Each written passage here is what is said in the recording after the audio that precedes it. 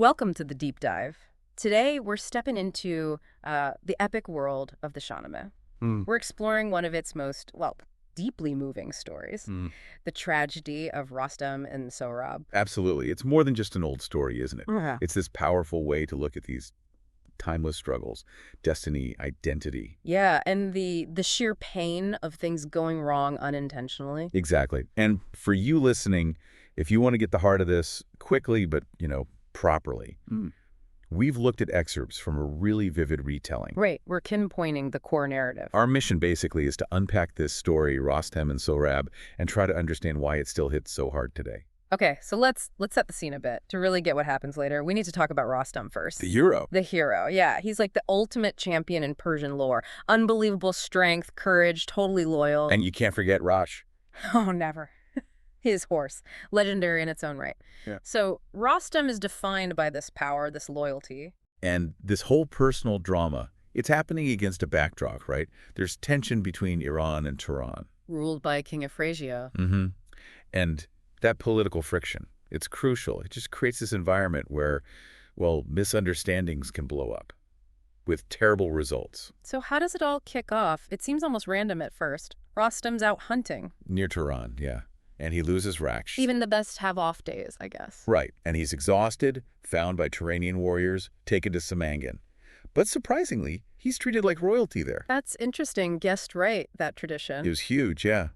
But it's this sort of courteous meeting that becomes the spark for everything bad that follows.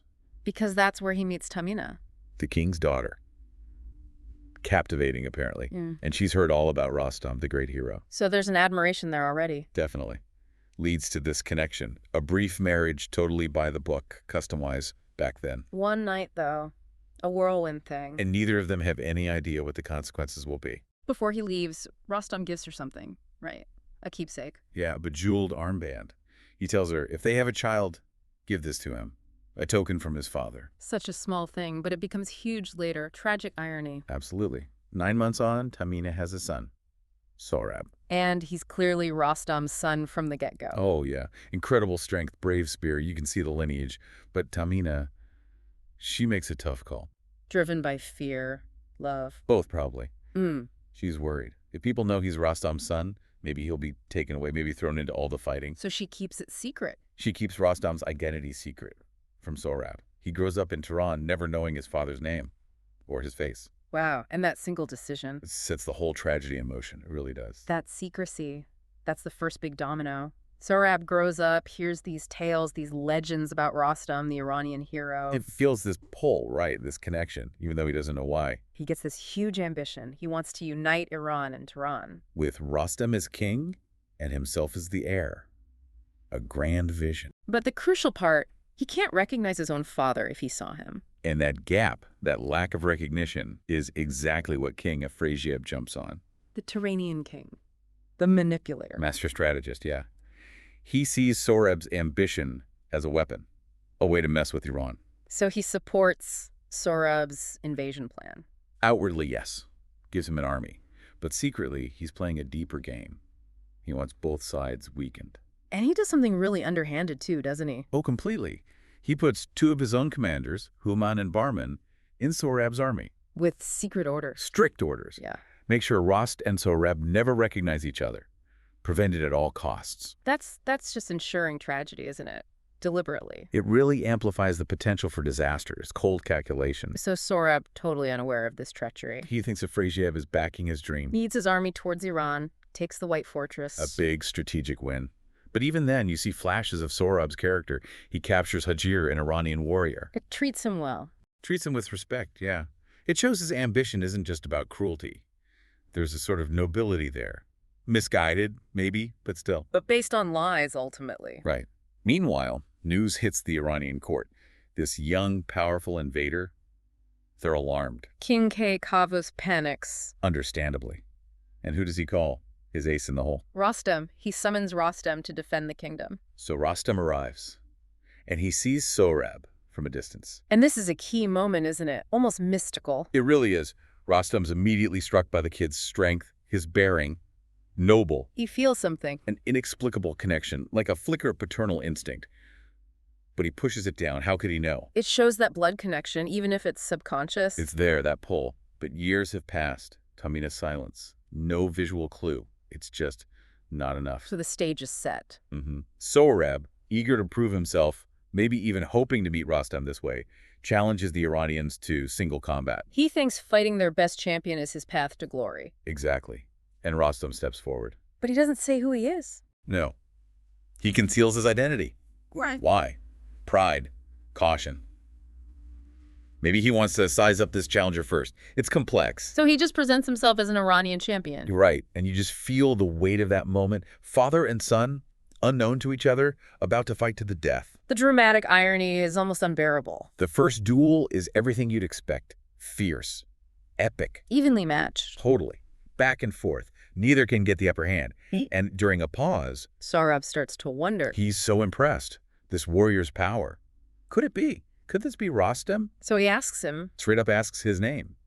But Rostam refuses. Stick to his disguise. And then night falls. Yeah, like fate itself just hitting pause. A Yeah. brief chance. A delay. But it doesn't change anything. So the next day, they meet again. The tension must be incredible. Suffocating, yeah. And you can almost feel Sohrab's hope still flickering. Maybe today.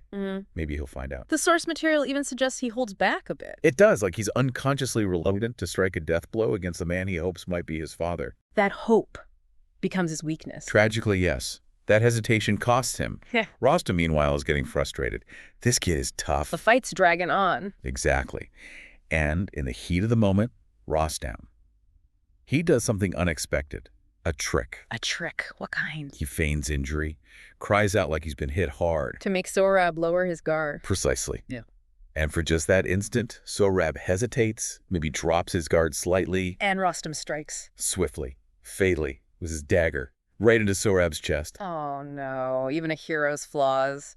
Pride, deception. Leading to the worst possible outcome. And as Sohrab is dying, the truth finally comes out. In this just agonizing lament, he talks about his dream meeting his father Rostam, how it's all gone now. He reveals who he is. Tells the warrior, I am Sohrab, son of Rostam, hoping maybe it changes something. But Rostam still doesn't believe it, not at first. No, he thinks it's a lie, a desperate ploy by a dying enemy. The tragedy is just hanging there unrecognized. Until Sohrab, with his last strength, shows him the amulet. The armband. The one Rostam gave Tamina. That's the moment. The horrifying truth just crashes down on Rostam. He realizes what he's done. The sheer, unimaginable horror, killing his own son. You can't even fathom that grief. It must have just broken him. The mightiest hero, undone by this. He begs Sohrab to live, promises to find some magic elixir. Desperate. It's too late. Too late. And Sohrab accepts it, comforts his father, even then. Says he's sad not for dying, but for the lost chance. For what could have been. And then he dies in Rostam's arms. A victim of fate, secrecy, manipulation, just layers of tragedy. The description of Rostam's grief afterwards, it's overwhelming. It's not just sadness, it's shattering. He builds this huge funeral pyre for Sohrab. Yeah. Stays there, on the battlefield, can't leave the spot. Even the armies feel it. Both sides. They call a truce out of respect for his grief. It's that profound. Eventually he goes back to Iran, but he's changed forever. A broken man, carrying that weight for the rest of his life. It's so much more than just a battle story, isn't it? It gets into really deep stuff. Oh, absolutely. Philosophically, emotionally, it's incredibly rich. Like the whole fate versus free will thing. Exactly. You've got these two amazing people, Rostam, Sohrab, noble qualities, yet destiny just seems to railroad them. Despite their best intentions, almost. Right. It makes you ask, how much control do we really have? Could they have done anything differently to avoid this? Or was it just fated? Heavy stuff. And tied right into that is identity, recognition, or the lack of it. The whole tragedy hinges on them not knowing each other. Not just visually, but their connection, their blood. It makes you think about Ruth's family. What happens when those connections are hidden or lost? What does it mean if you don't know who you are through your family? Deep questions. And then there's Rostam's power, his defining trait, strength. Totally useless here. Completely useless against this kind of personal disaster. It really shows the limits of human ability, doesn't it? Even for the greatest hero. Fate, misunderstanding. They trump strength. Yeah, it's humbling. And what about the role of pride? Deception. Crucial. Rostam hiding his name, Tamina's secret, Afrasiab's outright manipulation. All these choices, these secrets. Regardless of why they were made, protection, pride, politics, they all weave together into this knot of tragedy. Makes you think about the ethics of secrecy, right? Even well-intentioned secrets can blow up. For sure. But at its absolute core, Mm. it's about parents and children, isn't it? That bond, the longing between a father and son who never met. That love that only really surfaces as Sohrab is dying. His forgiveness. Rostam's grief. It speaks to something fundamental about those ties. Unbreakable, even in death. And beyond the emotion, this story is just massive culturally. Cornerstone of Persian literature, you said. Absolutely. Deeply woven into the culture. But the themes are universal. Fate, identity, love, loss. That's why it resonates everywhere. Still relevant, inspiring art, adaptations. For centuries.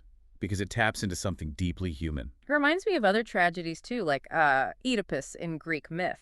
Good parallel. Mistaken identity, unavoidable fate. Or even Romeo and Juliet. Miscommunication leading to disaster.